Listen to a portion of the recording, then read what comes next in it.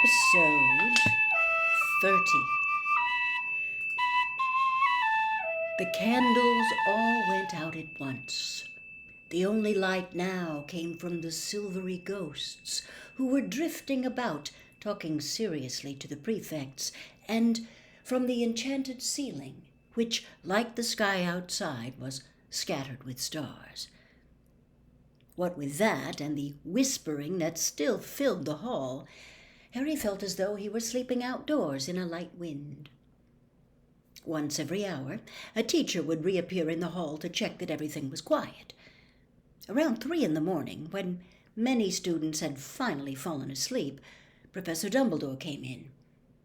Harry watched him looking around for Percy, who had been prowling between the sleeping bags, telling people off for talking.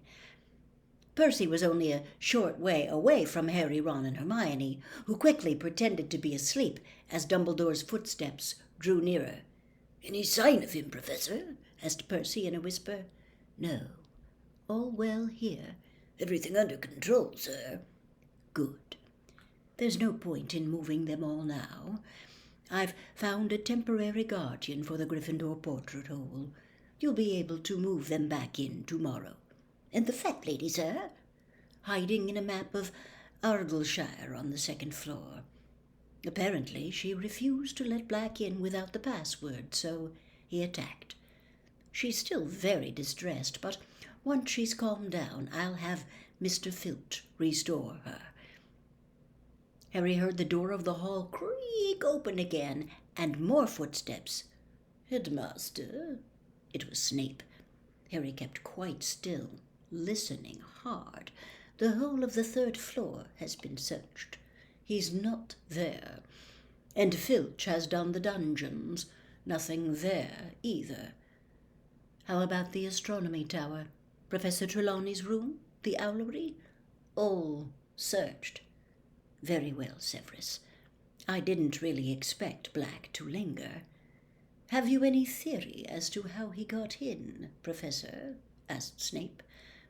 Harry raised his head very slightly off his arms to free his other ear.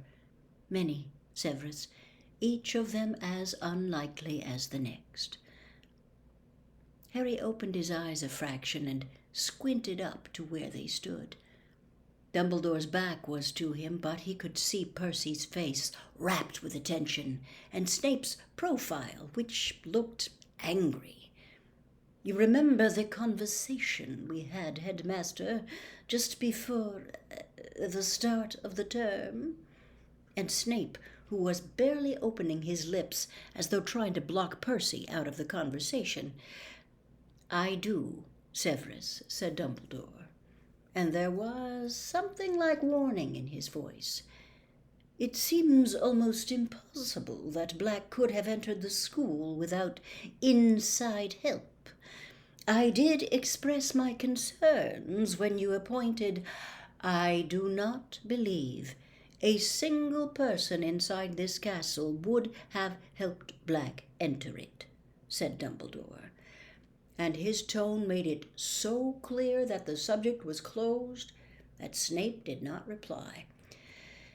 "I must go down to the Dementors," said Dumbledore. "I said I would inform them when our search was complete." "Didn't they want to help, sir?" said Percy. "Oh, yes," said Dumbledore coldly. "But I'm afraid no Dementor will cross the threshold of this castle while I am headmaster." Percy looked slightly abashed. Dumbledore left the hall, walking quickly and quietly. Snape stood for a moment, watching the headmaster with an expression of deep resentment on his face. Then he too left. Harry glanced sideways at Ron and Hermione. Both of them had their eyes open too, reflecting the starry ceiling. "What was that all about?" Ron mouthed. The school talked of nothing but Sirius Black for the next few days. The theories about how he had entered the castle became wilder and wilder.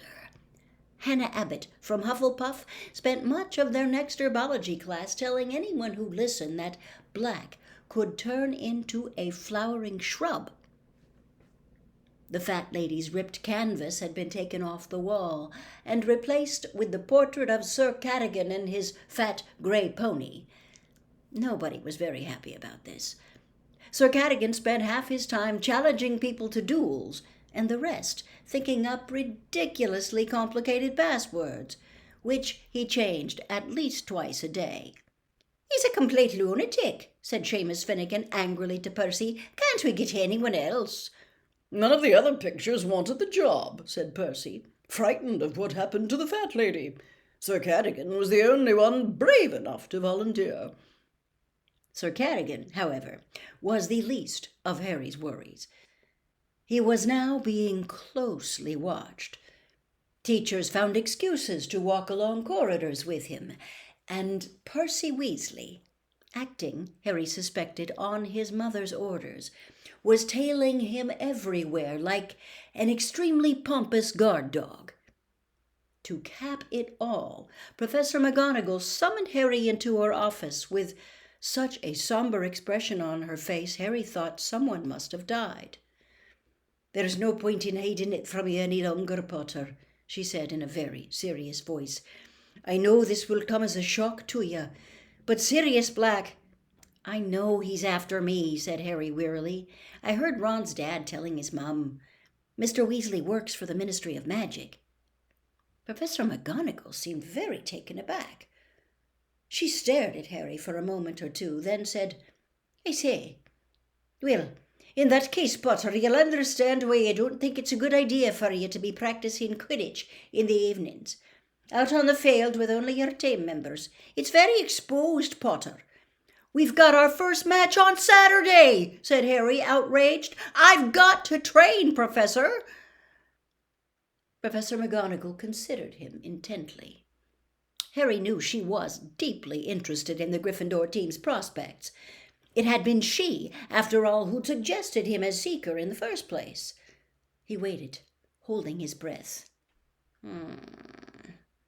Professor McGonagall stood up and stared out of the window at the Quidditch field, just visible through the rain. "Well, goodness knows I'd like to see us win the cup at last. But all the same, Potter, I'd be happier if a teacher were present. I'll ask Madam Hooch to oversee your training sessions." The weather worsened steadily as the first Quidditch match drew nearer. Undaunted, the Gryffindor team was training harder than ever under the eye of Madam Hooch. Then, at their final training session before Saturday's match, Oliver Wood gave his team some unwelcome news. "We're not playing Slytherin," he told them, looking very angry. "Flint's just been to see me. We're playing Hufflepuff instead." "Why?" chorused the rest of the team. "Flint's excuse is that their Seeker's arm's still injured," said Wood, grinding his teeth furiously. "But it's obvious why they're doing it. Don't want to play in this weather. Think it'll damage their chances." There had been strong winds and heavy rain all day, and as Wood spoke, they heard a distant rumble of thunder. "There's nothing wrong with Malfoy's arm," said Harry furiously. "He's faking it." "I know that, but we can't prove it," said Wood bitterly. "And we've been practicing all those moves, assuming we're playing Slytherin, and instead it's Hufflepuff. Their style's quite different. They've got a new captain and Seeker, Cedric Diggory." Angelina, Alicia, and Katie suddenly giggled. "What?" said Wood, frowning at this light-hearted behavior. "He's that tall, good-looking one, isn't he?" said Angelina. "Strong and silent," said Katie, and they started to giggle again. "He's only silent because he's too thick to string two words together," said Fred impatiently. "I don't know why you're worried, Oliver. Hufflepuff is a pushover. Last time we played them, Harry caught the snitch in about 5 minutes, remember?" "We're playing in completely different conditions," Wood shouted, his eyes bulging slightly. "Diggory's put a very strong side together. He's an excellent Seeker. I was afraid you'd take it like this. We mustn't relax. We must keep focus. Slytherin is trying to wrong-foot us. We must win." "Oliver, calm down," said Fred, looking slightly alarmed. "We're taking Hufflepuff very seriously." Seriously.